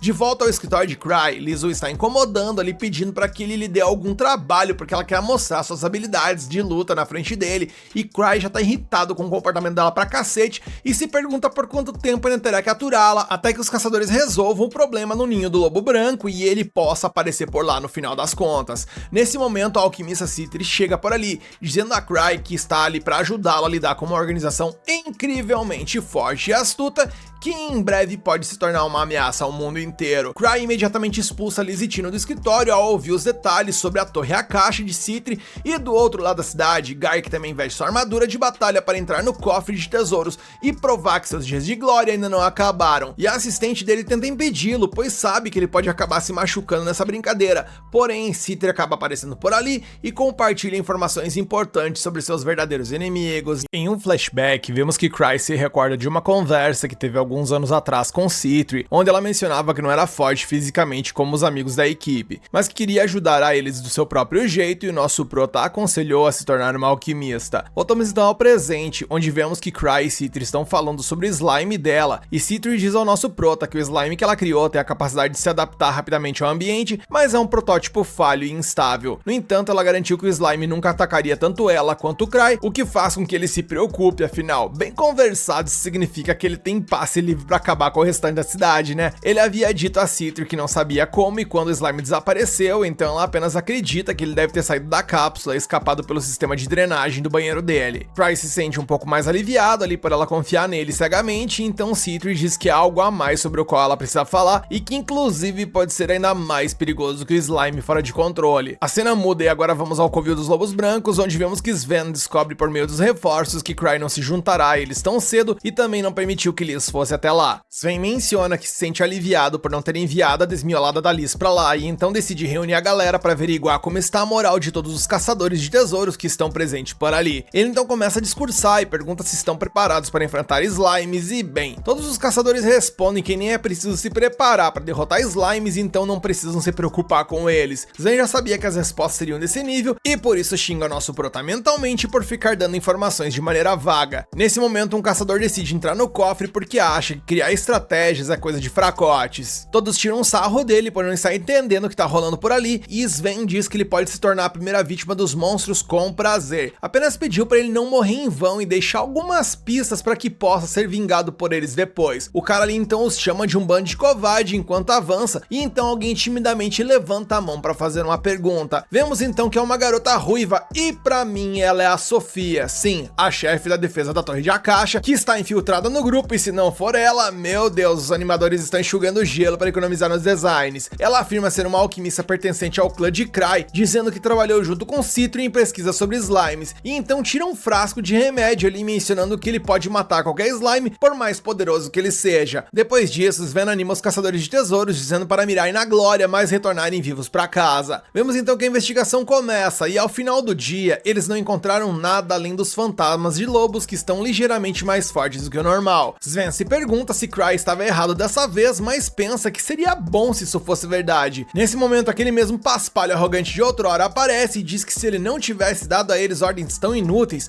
a missão já teria acabado. Ele então se afasta, pois segundo ele mesmo, ele precisa lhe tirar uma água do joelho, e enquanto ele tá fazendo serviço, ele menciona o quanto a Cruz Obsidiana e seus membros são os covardes, chamando inclusive o Miltrucks de estúpido, dizendo que se fosse o Ark que estivesse liderando essa galera, a conversa seria diferente. Eis então que ele ouve um som estranho e vai verificar, e ao ver, ele simplesmente nem acredita no que ele está vendo, porque ele encontra dois homens e uma enorme fera lobo acorrentada. Os homens pertencem à Torre Akasha e estão ali para utilizar uma magia com aquela seringona medonha ali dentro do lobo, para que ele fique super forte e derrube o máximo de caçadores possível, de acordo com o plano de Sofia. O caçador, ao ver que algo errado não estava certo, ao ver aquela injeção gigante, resolve avançar para enfrentar os dois caras. Ele consegue derrubar um deles com a bicuda no peito, mas o outro apela para magia e joga nele umas bolas de fogo, as quais o caçador consegue bloquear. Após o bloqueio, ele avança contra o mago e mete um socão na cara dele, derrubando. Ele então pega um dos cidadãos ali pelo colarinho e começa a bater nele, perguntando o que estão fazendo por ali. O cara responde com outra pergunta, perguntando se ele foi enviado pelo Miltrucks. O cavaleiro, no entanto, responde que ele está agindo por conta própria, e pelo visto, em agir ele até pode ser bom, mas pensar certamente não é seu forte. Afinal, enquanto ele fica surrando o cidadão, o outro que estava ali com aquela seringona duvidosa simplesmente vai até o lobo na maior paciência da face da terra e aplica a injeção nele. Ao fazer isso, vemos que o lobo começa a simplesmente derreter e ficar mais forte, e os dois homens declaram que esse monstro buscará a maior quantidade de mana nas proximidades e absorverá ela para se tornar ainda mais forte. O monstro então suga imediatamente a mana dos dois feiticeiros, e o caçador, vendo o perigo adiante de seus olhos, soa o apito de alerta para avisar a todos. A cena então muda e vemos que o Sven ali tá dizendo para todos se prepararem para lutar, porém ele acaba ouvindo o apito, e nisso eles se reúnem para fora da floresta, armados e prontos para o combate. sorte. Logo após isso, o caçador aparece correndo gravemente ferido e sem um braço, dizendo que Cry estava certo o tempo todo e que o monstro de slime poderoso está presente na floresta. Nesse momento, aquele lobo fantasma que se tornou um slime chega e Sven dispara uma flecha nele, tentando destruir suas pernas antes de qualquer outra coisa. Os magos então lançam ataques de gelo e fogo contra o lobo slime, mas nada disso o afeta. Enquanto isso, Sven e o curandeiro vão verificar o caçador, que lhes conta que viu dois sujeitos misteriosos injetando algo nesse lobo fantasma, transformando em um slime. O lobo slime sai do bombardeio mágico e ileso, e Sven decide tentar ataques físicos. Ele aponta seu arco para o slime e dispara rapidamente meia dúzia de flechas, mas elas não causam nenhum dano nesse inimigo. Sven então fica chocado ao ver que nem ataques mágicos e nem físicos funcionam contra o slime, mas ainda assim diz aos caçadores que lutarão enquanto puderem. O lobo slime começa a atacá-los e Sven lhes diz para manter distância e desviar dos ataques, pois o monstro é bastante lento. Ele então corre até a Sofia, que não tá confirmada, e pede o produto químico anti-slime que ela tinha. Ela lhe diz que o slime deve se autodestruir se tocar no remédio, e Sven assume a missão de garantir que isso aconteça. Ele começa a correr enquanto tenta atrair o lobo slime, que de repente pula em sua direção. Sven rapidamente coloca o frasco no chão e sai do lado. O lobo slime então cai sobre ele e o quebra,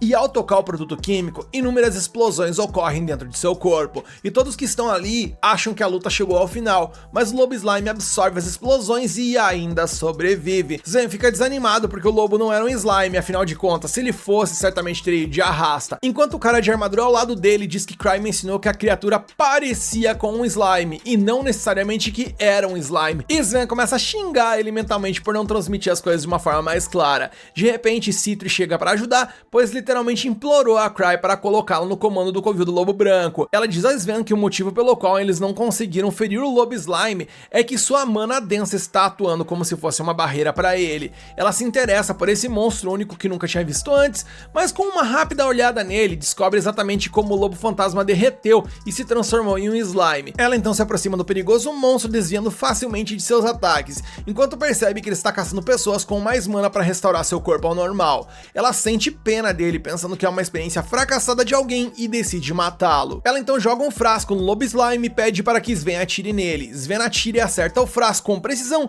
e com isso destrói a cabeça do lobo slime. Ela diz que o frasco continha material anti-mana que neutraliza as defesas do monstro. Nesse momento, Gark também chega por ali com seu equipamento de batalha completo, e Sven fica até surpreso ao vê-lo daquela forma. Citri explica que pegou uma carona com ele antes, pois ao contrário de Liz, ela não poderia simplesmente correr até ali. Isso não esclarece todas as dúvidas de Sven, então Citri explica que tem uma ideia do que acabou de acontecer e de quem está por trás disso tudo. Ela leva a galera então a um acampamento, onde explica sobre a existência da Torre Akasha e seu líder, o Mestre Mago. Os caras com aparências executivos importantes ali comentam que o mago foi banido da capital imperial há muito tempo, e ela pergunta se realmente acham que banimentos são eficazes. Ela lhes conta que esse cofre é a base da Torre Akasha, e então a Talia, que pra mim ainda é a Sofia, sugere que eles podem ter muitos equipamentos importantes ali. Citri concorda e diz que já tem uma boa noção do plano deles, e confirma dizendo que a Torre Akasha certamente já está preparada para a batalha. Ela está determinada a impedi-los e acabar com seus experimentos ilegais e perigosos, e para isso pede a todos que a sigam,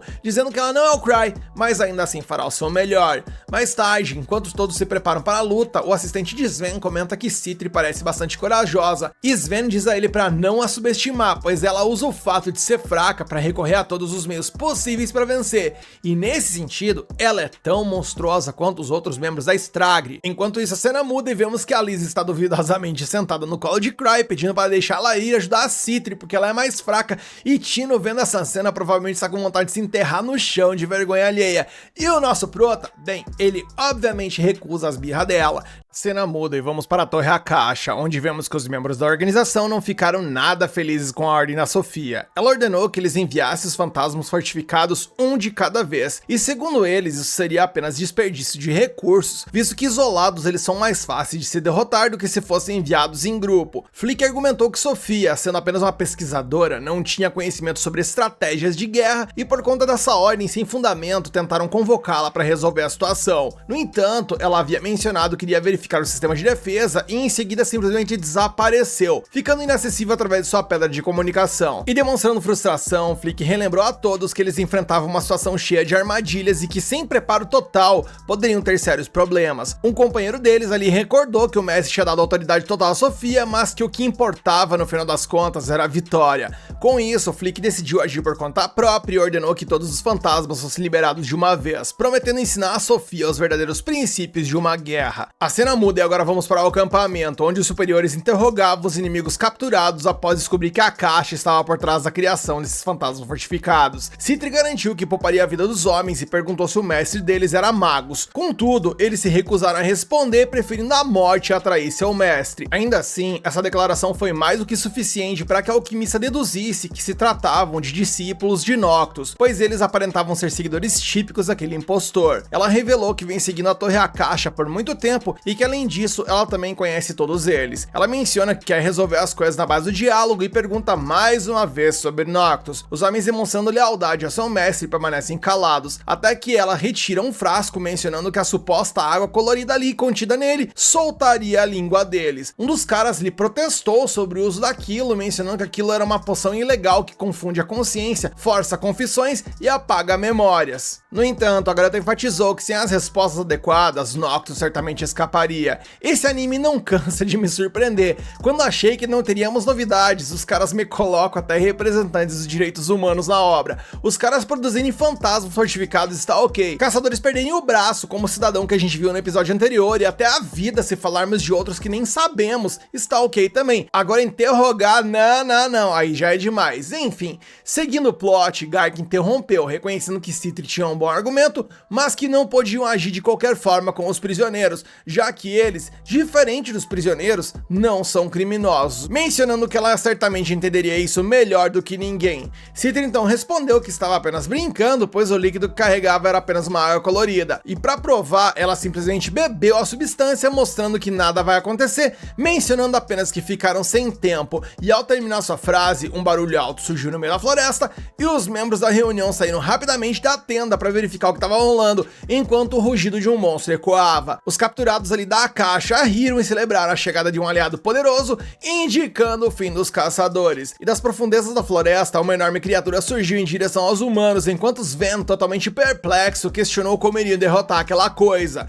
Citri explicou que havia vários tipos de barreiras mágicas criadas pelos fantasmas, então seria necessário analisar os atributos, localização e método para quebrá-las. Assumindo que a diferença era crucial, ela instruiu os soldados à linha de frente a se posicionarem com seus escudos na vanguarda. Os homens estavam apreensivos com essa ordem e ela justificou, dizendo que era necessário verificar a força e a direção do campo de saída, e caso os soldados sentissem alguma força fluindo pelos ombros, deveriam liberá-la rapidamente para não perderem um braço. Suando frio, um portador de escudo chamado Lyle se posicionou com sua proteção, mas ao ser atacado pelo gigante, seu escudo saiu voando. Citri ordenou aos magos que paralisassem os movimentos do fantasma, mas o gigante desviou dos feitiços lançados. E ao observar tudo isso que estava acontecendo, Citri analisou que o campo de força estava girando e se movendo para a direita, e que dependendo de onde alguém tocasse o campo, era empurrado para trás, o que tornava a luta corpo a corpo contra o fantasma um pesadelo. Ao ouvir isso, Gark lamentou que seu machado seria inútil nessa batalha e cogitou se a solução seria esperar que a mana do fantasma acabasse.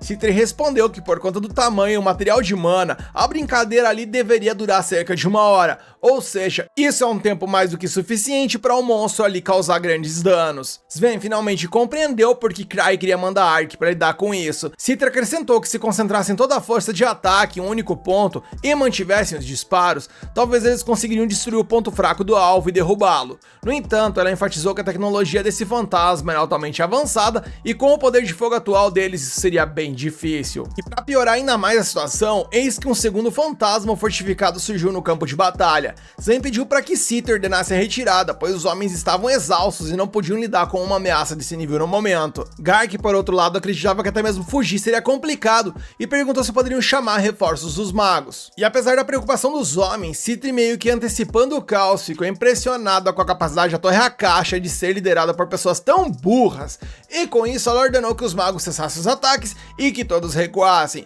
Eis então que o plot twist nos deu boas-vindas ao mostrar que os dois fantasmas se encontraram e começaram a lutar entre si. Citri então nos explica que os fantasmas fortificados atacavam os caçadores puramente por instinto, buscando um material de mana que consumiriam, e que se houvesse outro elemento próximo com uma mana parecida ou superior, certamente também seria alvo. E bom, agora a gente entende porque a Sofia queria mandar um de cada vez, pois havia esse problema que poderia complicar para eles. Nisso, um terceiro fantasma viu o rebuliço por ali e resolveu se juntar à roda punk. E ao olharem ao redor, os humanos começam a perceber que a floresta estava cercada por essas criaturas, todas lutando entre si. Observando a cena totalmente incrédula, Talia, que pra mim é a Sofia, questionou por que eles simplesmente não enviaram um de cada vez. A cena muda e na Torre Akasha vemos o mago passando sermão na galera com força, reafirmando que as palavras de Sofia deveriam ser interpretadas como se fossem as dele. Escutando pela pedra de comunicação, Sofia humilhou Flick, afirmando que mesmo sem experiência de combate, nunca daria uma ordem sem sentido, mencionando que Flick era desprovido de imaginação. E demonstrando estar ciente de que essa jogada foi desperdiçada, o líder perguntou a Sofia qual seria o próximo passo, e ela revelou que a situação já havia mudado, pois tanto Citri quanto Gark se juntaram às tropas. E ao ouvir o nome de Gark, os caras ali não puderam esconder o medo, pois embora esteja de certa forma aposentado, o tal do demônio da guerra ainda representava uma grande ameaça, especialmente com a Torre Akasha sem poções. Ainda assim, Sofia afirmou que recuar não era uma solução, principalmente agora que o inimigo tinha feito reféns, o que colocava em risco informações cruciais sobre a base de Akasha. Sofia então decreta que eles deveriam utilizar os comedores de malícia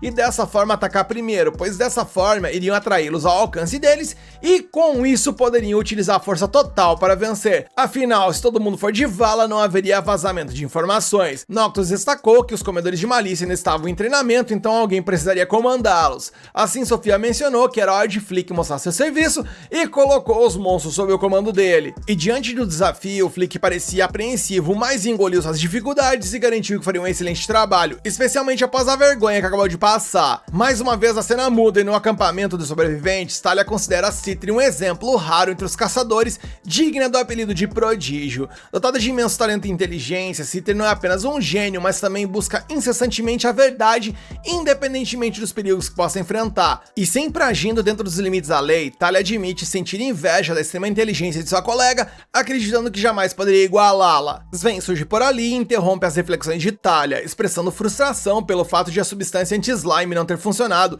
e reclamando que Cry nunca compartilha informações realmente relevantes nessas missões. Ele mencionou que o inimigo era algo como um slime e que não era na verdade um. Ignorando isso, Sven tenta entender porque os prisioneiros continuam encarando a garota. Como ela também diz não saber, ele a orienta a ficar esperta sobre isso antes de se retirar. E enquanto isso, Gark se junta a Citri com algo para beber, pedindo que ela não se esforce demais nessa investigação, já que a associação não conseguiria lidar sozinha com a Torre Akasha. Contudo, para surpresa do gerente, a alquimista revela que já tem uma ideia de onde a base inimiga está localizada, e sem perder tempo, ela reúne os líderes da investigação para compartilhar suas descobertas. Ela considerou o fluxo das linhas espirituais, a concentração de material de mana, os aspectos geológicos e o local emergente dos monstros. Então Citri suspeita que a base inimiga está em uma colina. Os prisioneiros de Akasha entram em pânico, tentando alegar que a análise está completamente errada, mas essa reação só confirma que a alquimista está de fato certa. Dessa forma, ela anuncia que o melhor é atacar antes que os inimigos escapem. Ainda mais apavorados, os prisioneiros gritam o nome de Sofia, despertando a curiosidade dos aliados. Citri então revela que Sofia é sua verdadeira inimiga e é verdadeiramente por trás da Torre Akasha, e que enquanto ela não for derrotada, essa pesquisa maligna nunca terá fim, e que juntamente com Noctus, eles são os magos mais traiçoeiros e desprezíveis que existem.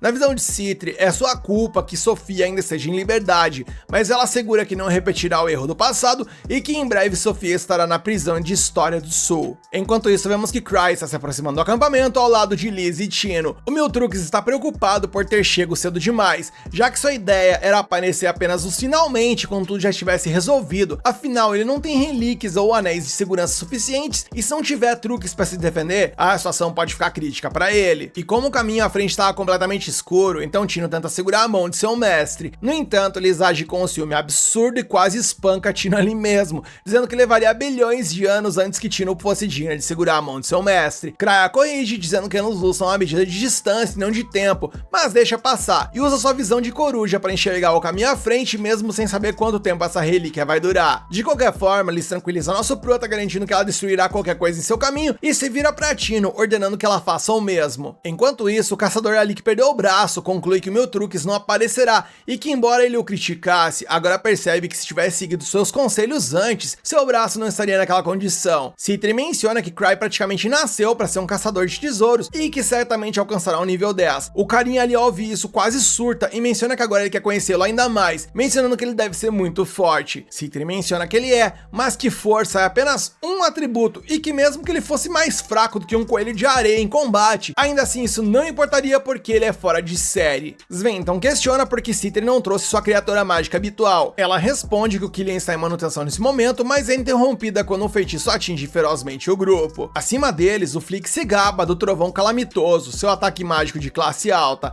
Confiante, ele afirma que Sofia não será necessária enquanto ele estiver no comando dessa missão. Ao aterrissar no meio do grupo inimigo ali destruído, ele lamenta ter usado tanta mana, mas o fato de ter aniquilado os oponentes com um único golpe fez valer a pena. No entanto, Sven reúne forças para perceber que ele é da Torre Akasha, enquanto Citri surge ilesa por ali e acha curioso o inimigo ter usado um feitiço de área, considerando que eles tinham reféns por ali. Além disso, ela lamenta que um feitiço daquele nível não seria capaz de derrotá-la, especialmente em comparação com os tesouros de alto nível que eles caçam, que eles enfrentam os cofres e tal, e ela vê esse tipo de magia regularmente. E com isso, a alquimista saca uma pistola e dispara um líquido estranho em Sven, que rapidamente se regenera e ataca a Flick sem hesitar. E com um único golpe ele derruba o homem, mas o comedor de malícia bloqueia o segundo ataque de Sven e se prepara para um contra-ataque. Nesse momento Gark intervém, ficando na frente do monstro e golpeando com seu machado, enquanto Citri promove cura para os outros aliados. E na base de Akasha, Magus está furioso com Flick por não ter trazido todos os devoradores de malícia como ordenado, mas apenas um. Além disso, nem mesmo poder significativo como o trovão calamitoso foi capaz de causar danos relevantes à associação.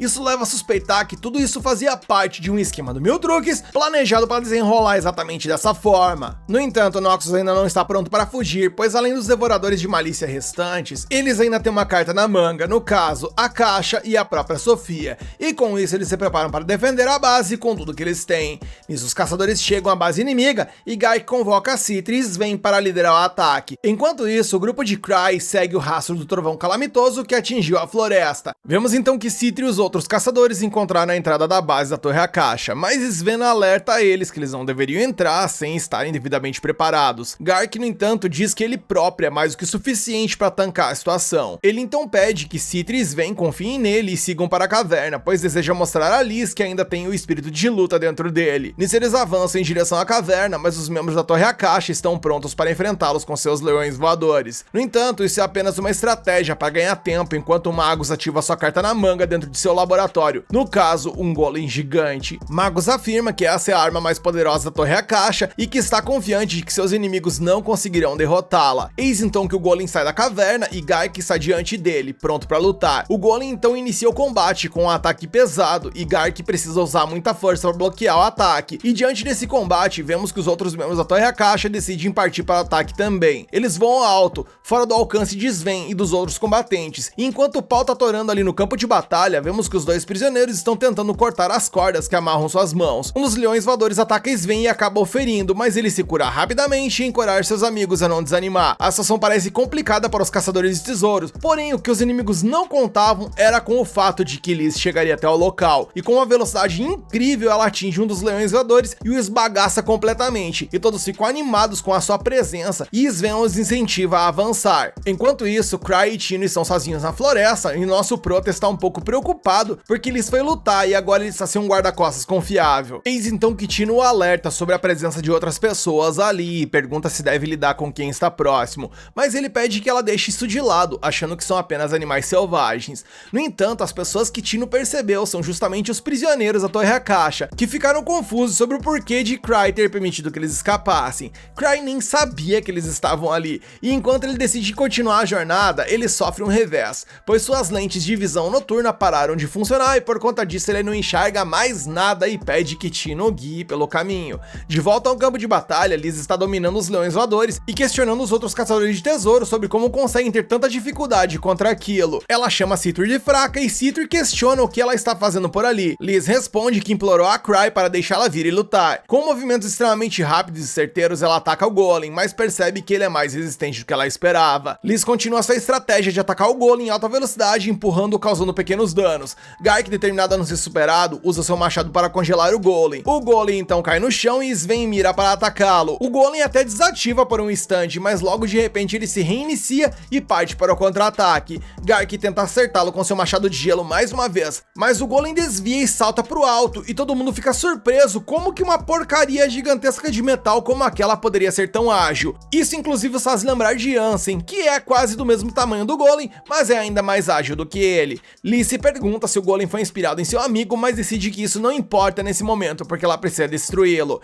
Ela então salta para atacá-lo, mas o Golem destaca uma das suas mãos, revelando que possui um baita de um canhão por ali, e com isso ele atira nela e a bala acaba pegando de raspão no abdômen de Liz, forçando a recuar, pois ela não é boa em lidar com ataques à distância. Enquanto o Golem continua atirando, Liz tenta desviar e Citri pensa que será difícil derrotar o monstro, mesmo com o poder ofensivo de sua irmã. Por isso ela sugere que eles lutem até que a mana do robozão se acabe e ele pare de funcionar. Liz diz por sua vez que isso está fora de cogitação e que vai resolver essa parada custe o que custar, e então ataca o Golem para provar que ele pode ser derrotado. E com um combo poderoso, ela derruba o monstro e Gark ataca a perna do Golem para finalizá-lo. No entanto, o Golem ativa propulsores em suas costas e decola, fazendo Liz desistir de enfrentá-lo. Eis que nesse momento Cry surge por ali e pergunta a todos como eles estão. Ele não parece nem um pouco abalado ao ver aquela enorme criatura à sua frente, e todos têm certeza de que a luta terminará logo, já que o caçador mais forte chegou. O Golem começa a voar em direção a Cry e Tino se agarra a ele assustada. No entanto, ele continua agindo como se não tivesse nada por ali. De repente, o Golem simplesmente é repelido antes de alcançá-lo, batendo contra uma parede. Ele então desliga e todos, inclusive eu, perguntam a Cry qual foi o truque que ele usou dessa vez. Mal sabem eles que Cry nem sequer viu o Golem durante todo esse tempo, já que suas lentes ficaram sem mana. Ele então pergunta a Tino porque todos estão agindo como se algo grandioso tivesse acontecido. Caras, esse anime é intancável nas coincidências. De qualquer forma, a luta termina ali e os caçadores de tesouros invadem a base da Torre Akasha, confiscando tudo o que encontraram. Cry recebe um relatório de Citri que agradece por ter enviado Liz para ajudá-los no momento certo. No entanto, a batalha ainda não terminou e Citri planeja destruir a Torre Akasha pessoalmente. Enquanto isso, os dois prisioneiros que escaparam encontram magos e os outros que fugiram da base após a derrota. Os dois homens têm certeza absoluta de que a ruiva que estava entre os caçadores de tesouros era a Sofia, e dizem a magos que ela se infiltrou na base inimiga, podendo estar planejando algo. Magos, no entanto, não tem mais coragem de enfrentar Cry, pois não consegue imaginar qual será o seu próximo movimento, e com isso em mente ele decide deixar o Império e pede a seus homens que chamem Sofia de volta. Enquanto isso, Cry participa de uma reunião com Gark e um oficial do governo, que querem que ele revele tudo o que ele sabe sobre a Torre Akasha. Nosso prota então afirma claramente que não sabe de nada e pede que falem com Citri, já que ela estava no comando da missão, e ao ouvir o nome de Citri, os oficiais do governo ficam nervosos, porque 3 anos atrás houve uma grande fuga de presos, e todas as evidências apontaram para o envolvimento de Citri, o que inclusive resultou em seu rebaixamento para o nível 2 e a perda de seu título. No entanto, Gark interferiu pessoalmente para provar sua inocência e desde então os oficiais do governo a evitam. A cena muda e vamos para uma base improvisada da Torre Akasha, onde os discípulos de magos capturam e trazem a Sofia para ele. A moça demonstra estar assustada e pergunta o que vão fazer com ela. Magus pede que ela pare de fingir, mas a garota insiste que não é Sofia. Nisso, um daqueles leões voadores chega por ali e demonstra hostilidade em relação a ela. Isso faz Magus perceber que aquela garota estava dizendo a verdade. E é nesse momento que o plot twist nos diz bom dia, pois não é que a verdadeira Sofia simplesmente aparece com uma garrafa de vinho, deixando todos confusos. E amigos, a Tânia realmente era a Tânia. Sofia, por sua vez, não reage ao ver sua sósia e diz a Magus que na verdade é ela quem se parece com a Tânia e que apesar das semelhanças, há diferenças perceptíveis entre elas. Nisso ela tira sua peruca e rouba, revelando ser na verdade a própria Citri. Sim, gente, era ela, e todo mundo ali entra em pânico. Magus pergunta como ela ousa se passar por Sofia, e Citri afirma que ela era a Sofia o tempo todo, que ela era a Sofia que ele conhece. Todos ficam chocados pensando que Citri os traiu desde o início, e ela explica que isso não é verdade, e que se juntou à Torre Akasha porque admirava muito o trabalho de Magus. Ela continua seu raciocínio, dizendo que ainda respeita profundamente sua curiosidade e sede de conhecimento, e que o ajudou porque queria ver os resultados de suas pesquisas, porém, contudo e entretanto, ela afirma que agora é hora de parar. Citri diz a Magus que o motivo pelo qual Cry deixou seus homens escapares e não tomou nenhuma atitude contra eles foi na verdade um aviso para ela parar e voltar. Ela garante que não revelou nada, mas explica que Cry tem o poder de ver através das mentiras. Ela diz que tudo foi planejado para que eles testassem suas pesquisas contra caçadores de alto nível, o que em grande parte isso foi um sucesso. Ela menciona que quando o Golem atacou Cry na noite anterior, ela interveio para impedi-lo, pois não queria que a arma fosse completamente destruída. Citri explica que a pesquisa foi confiscada e que todos serão presos, mas que ela continuará os estudos. Como uma pessoa chamada Sofia nunca existiu, ela nunca será encontrada e por conta disso toda a culpa recairá sobre Magus. Ela se aproxima de sua assistente e admite que por conta de seu cabelo ruivo ser muito chamativo, ela usou a aparência dela como disfarce. A garota então começa a chorar e desmaia, enquanto os discípulos da Torre Akasha tentam atacar Citri. Nisso ela comanda o Leão Voador para ajudá-la e então todos recuam. Magus no entanto utiliza um ataque de fogo poderoso que torra o leão, mas Citri sai ilesa, pois estava preparada para isso. Ela havia encontrado o slime de Citri, aquele que foi perdido por Cry nos episódios anteriores, e absorveu o ataque para protegê-la. O slime então começa a devorar o corpo do leão, enquanto Citri explica que aquela é a sua melhor criação, pois pode crescer indefinidamente ao consumir mana. Magus entra em pânico, pois isso significa que o slime tem potencial para devorar a terra inteira se ele quiser, e Citri diz que só queria testar sua performance contra um mago poderoso como ele.